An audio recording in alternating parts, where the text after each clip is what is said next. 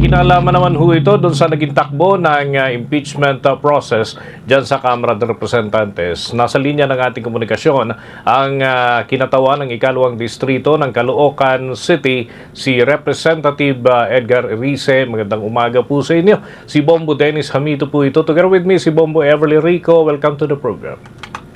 Good morning, Dennis and Ever. Magandang umaga sa mga nakikinig sa inyong program. Okay. Nais po namin maitanong lamang sapagkat kabilang ho kayo doon sa naglahad talaga ng inyong boto para doon sa naturang usapin ng impeachment kay Pangulong Marcos. After the process, satisfied ho ba kayo sa naging takbo ng botohan ukol dito sa impeachment case ni Pangulong Marcos, knowing na may mga pahayag din yung House leadership na nasunod daw yung mga kabuuan ng proseso, Representative Erice? Hindi, maliwanag naman yung aking pinaliwanag na lumabag o nag-commit ng grave abuse of discretion yung Committee on Justice dahil sa pagdedeklara nila na walang sufficiency in substance. Yung particular, yung Makabayan Block complaint. Kasi, alam mo, ayon sa rules namin, sa particularly Section 5, Rule 3, nakalagay doon na ang tanging batayan sa pagtingin kung may substance o wala, kung yung bang complaint ay merong allegations of facts nandun. Maliwanag naman sa batayan ng yung mga reklamo, meron naman ng mga factual information. At pangalawa, kinakailangan yung factual information ay mag-uugnay sa paglabag sa isang impeachable offense. At maliwanag naman na impeachable offense ay corruption at betrayal of public trust. So, hindi pa dapat sa panahon na yon na ang magiging batayan sa substance ay yung mga ebidensya. Iyan ay gaganapin sa hearing ng committee. Kung pinayagan nila, pwede maglabas na ng ebidensya, itingnan yung mga ebidensya, kumuha ng mga testimonya. Ang ginawa nila, pinatay nila kagad. Hindi nila binigyan ng pagkakataon na patunayan ng mga complainant yung kanilang aligasyon.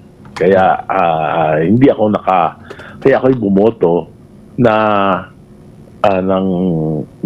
hindi dun sa committee report at sa dismissal ng committee report. Kinakailangan talaga na para malaman natin yung katotohanan, kailangan muna mag-hearing yung committee. Yan yung aking posisyon. Okay. May mga nagsasabi kasi na from the very start, mahina raw talaga yung kaso o yung reklamo against the President. Do you agree with that argument, Representative Erice? Or talagang nagkaroon ng, kumbaga, Hindi. Ang ginawa po nila, hindi sila sumunod. Kaya nga sinasabi nila mahina, pero hindi sila sumunod sa proseso na dapat sa Section 5, Rule 3, dapat may substance talaga. Kaya maliwanag naman yan maliwanag naman yung parameters Kaya nga pwedeng questionin sa Supreme Court yung decision na yan sa tingin ko dahil merong ginawang grave abuse of discretion.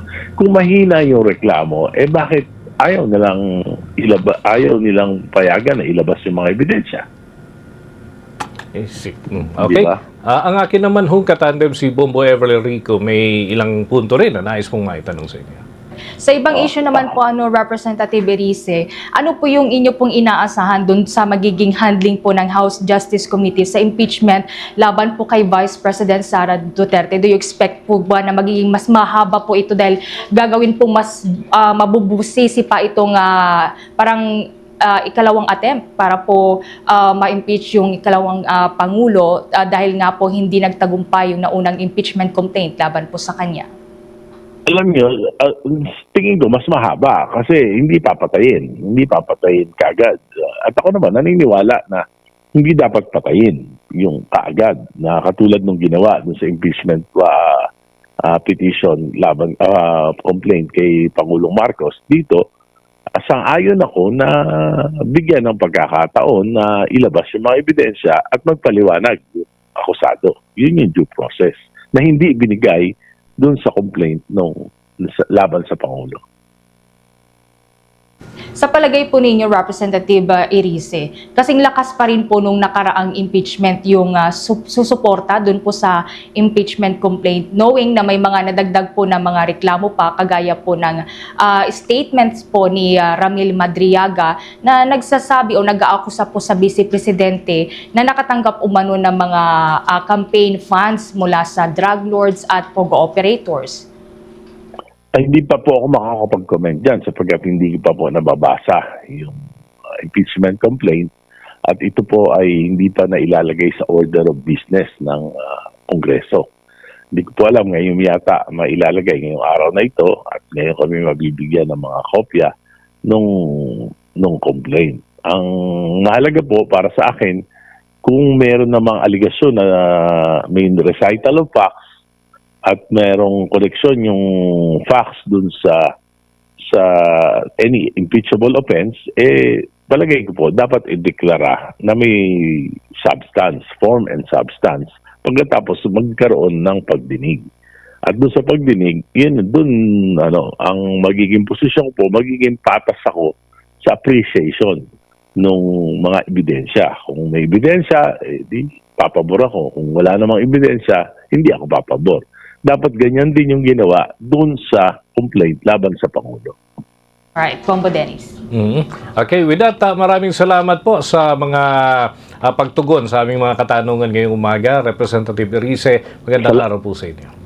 Salamat. Kabombo, mga Kastar Nation, nakausap po natin ang kinatawan sa ikalawang distrito ng Caloocan City, si Representative Edgar Erice.